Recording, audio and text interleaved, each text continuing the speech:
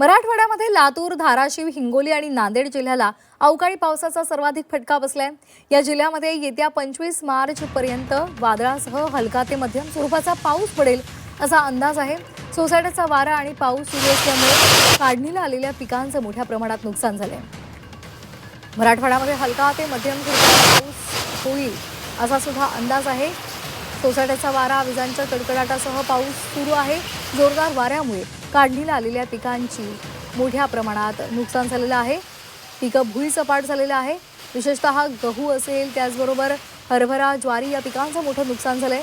आंबा, द्राक्ष आणि केळीच्या फळबागांना याचा मोठा फटका बसलाय। आंब्याची फळं गळून पडलेली आहेत, त्यामुळे आंबा उत्पादनावर मोठा परिणाम होणार आहे। हिंगोली आणि नांदेड जिल्ह्यामध्ये हळद पिकांचं नुकसान झालेलं आहे।